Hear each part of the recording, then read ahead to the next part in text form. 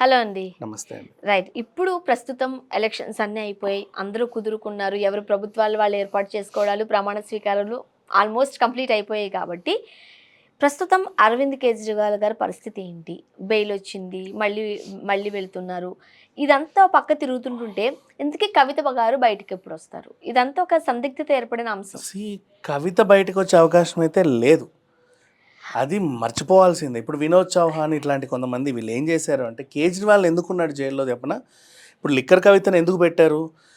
మన సుకేష్ సాక్షి, ప్రత్యక్ష సాక్షి. ఆమె నాకే ఇచ్చింది. బీఆర్ఎస్ కార్యాలయం నుంచి ఇచ్చారు. నా అంతట నేనే ఈ బండి నడుపుకుంటూ అక్కడికి వెళ్ళి ఇలా పెట్టాను. ఈ డబ్బాలో ఇన్ని డబ్బులు తీసి పలానా ఆయనకి ఇచ్చాను అని చెప్పాడు. ఓకేనా? ఈమె ఒప్పుకోవట్లా. వాళ్ళు అబద్ధం చెప్తున్నారండి, కాదు అంటుంది అంతే. సో ఇది నడుస్తుంది. అండ్ వినోద్ చౌహాన్ అనే ఆయన నేను తీసుకొని ఇలా గోవాకి తరలించాను, చన్ప్రీత్ సింగ్కి ఇచ్చాను. చన్ప్రీత్ సింగ్ ఏమో పలానా మీడియా సంస్థలు 2 మీడియా సంస్థలకు ఇచ్చారు. ఆ మీడియా సంస్థలేమో సినిమా పేమెంట్లు చేసినట్టు వాళ్ళ పార్టీ కార్యకర్తలకు ఇస్తే, ఆ కార్యకర్తలు గోవాలో ఎలక్షన్కి వాడుకున్నారు. మనీ ట్రయల్ నడిచేటప్పుడు ఇంతగానో అటాచ్ చేశారు. ఇవన్నిట్లయితే ఆ మనిషి ఎవరంటే కేజ్రీవాల్ అనుచరుడు.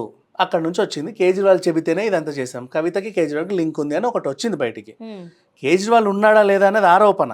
అది ఇంకా రుజువాలి. ఎవరు ఆయన పేరు చెప్పలా. కానీ కవిత పేరు 10 మంది చెప్పారు, ఈమె అని. సో ఈమెకు బెయిల్ వచ్చే అవకాశం లేదు.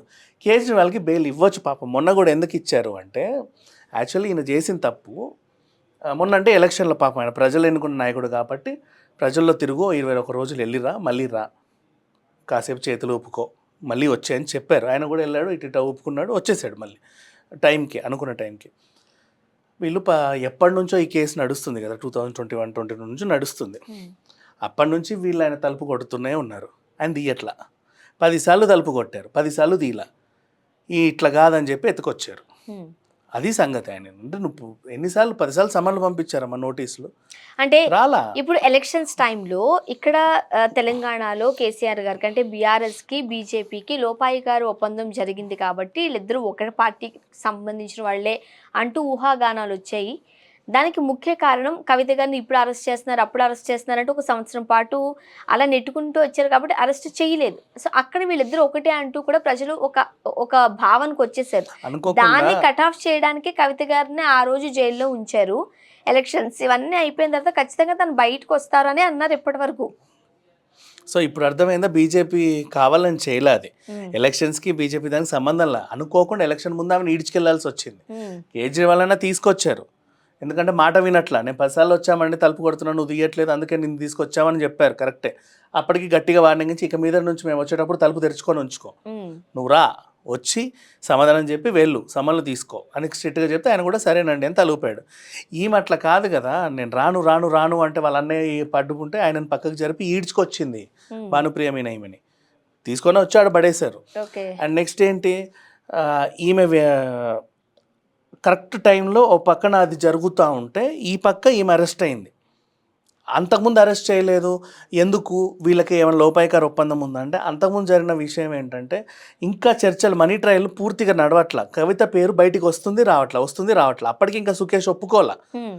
తర్వాత చెప్పాడు తన స్టోరీ, అప్పటికి ఇంకా తను చెప్పాలా. అండ్ వాళ్ళు చెప్పిన స్టోరీ నిజమా కాదా అన్న ధృవీకరణ దీంట్లో ఉన్నారు వీళ్ళంతా.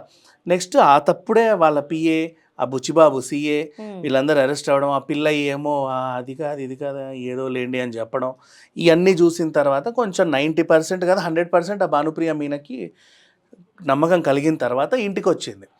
అప్పటికి కేటీఆర్ నేను రాను, మా చెల్లిని పోనివ్వను అంటే ఈయనను కూడా లోపలేండి అనింది. ఆయన ఏదో అడ్డుకున్నాడు, ఈమెను తీసుకొని వెళ్ళారు. అదే జరిగింది. గట్ ఇప్పటికి 100 రోజులు పూర్తి చేసుకుందిగా హ్యాపీగా. మొన్న కూడా ఈ అమ్మలక్కల ములాఖత్ ఒకటి అయింది. సబితా ఇంద్రారెడ్డి అండ్ సత్యవతి రాథోడ్ వెళ్ళి ఉండమ్మ బొట్టు పెడతా, ఇచ్చినమ్మ వైనం పుచ్చినమ్మ వైనం అని, జాగ్రత్తగా బాగున్నావా, ఇంకేమైనా ఉంటే చెప్పు అని ఏదో మాట్లాడుకున్నారు. జనాలకు ఏమనిపించిందంటే, కవిత నువ్వు ఒకదానివే లిక్కర్ కవిత చేసి ఇంత బాగుపడితే ఎట్లా, మేము కూడా తలో 5 కోట్లు 10 కోట్లు ఇస్తామని పెట్టుంటారేమో వాళ్ళు కూడా, చెప్పలేం కదా. నా పేరు చెప్పక తల్లి అని చెప్పి కూడా వెళ్ళుండొచ్చు మేబీ. ఆ రకంగా జరిగింది. సో కేజ్రీవాల్కి అయితే బెయిల్ ఇవ్వచ్చు. ద ఓన్లీ రీజన్ ఆయన కోర్టు 4 సార్లు పిలిస్తే రాలా.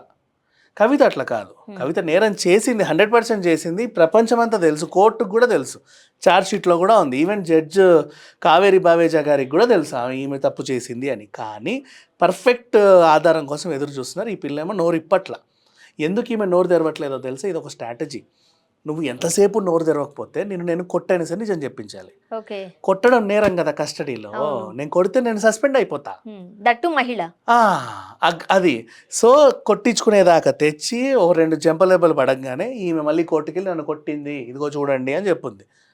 ఖచ్చితంగా ఆ అధికారిని సస్పెండ్ చేయాలి. సో భానుప్రియ మీనని సస్పెండ్ చేయించాలని కవిత నన్ను ఈడ్చుకొస్తావా హైదరాబాద్ నుంచి, నిన్ను సస్పెండ్ చేపిస్తా, అట్లా కూర్చుందామె. అంతకుమించి ఇంకేం లేదు. ఆమెకు తెలుసు ఎలా వ్యవహరించాలనేది. సో ఆమె చుట్టుపక్కలే ఉచ్చు బిగించుకుంటూ వస్తుంది. నాకు తెలిసి ఇప్పుడు బీఆర్ఎస్ కాలం నుంచి అంటే వాళ్ళ తండ్రికి తెలియకుండా ఏం జరగదు. ఈయనకు కూడా తెలుసు, ఈయన ఎలాగైతే ఫోన్ టైపింగ్లో. ఇప్పుడు ఇబ్బందికరమైన అంశం ఏంటంటే ప్రజలకి అదే కూతురు జైల్లో ఉండింది, ఈయనేమో ఫామ్ హౌస్లో కూర్చుని వ్యవసాయ క్షేత్రంలో పంటలు పండించుకుంటాడు. మనం చూస్తున్నాం సోషల్ మీడియాలో ఈ వీడియోస్. ఇంత బిందాస్గా ఇంత కూల్గా ఎలా ఉండగలిగారు? కూల్ కాదు, భయంగానే ఉంటున్నాను. నీకు ఇది అర్థం కాదు. తక్కువ అంచనా కాదు. విషయం ఏంటంటే ఆయన ఎయిర్పోర్ట్కి వస్తే అరెస్ట్ చేసేస్తారు, తీసుకెళ్ళి లోపలేసి తర్వాత మాట్లాడతారు ఏదో రకంగా. అందుకని చెప్పి ఎయిర్పోర్ట్కి ఢిల్లీకి రావట్లే. ఢిల్లీకి వస్తే అరెస్టే, కేసీఆర్ అరెస్టే ఢిల్లీకి వస్తే. ఎందుకు? అన్నిట్లో నేను ఉన్నాడు కాబట్టి, లిక్కర్ కేసు ఈయన కూడా ఉన్నాడని చెప్పి వాళ్ళు ఆధారాలు సహా చూపిస్తారు. కస్టడీకి తీసుకుంటామండి, మాకు అనుమానాలు ఉన్నాయి అంటాడు. ఏదో రకంగా తీసుకెళ్తారు, పెద్ద విషయం కాదు అది. అందుకు భయపడి ఇంటి చుట్టూ కూడా ఎప్పుడు కార్యకర్తలను పెట్టుకొని ఉంటున్నాడు. ఫామ్ హౌస్కి వెళ్ళినా కార్యకర్తలే, బయట ఏదైనా సభకి వెళ్ళినా కార్యకర్తలే. కార్యకర్తలు లేకుండా ఒంటరిగా కేసీఆర్ బయటికి రావట్లా, because he will be arrest. తెలుసు ఆ విషయం ఆల్రెడీ. అది సంగతి, అందుకే బయటికి రావట్లేదు.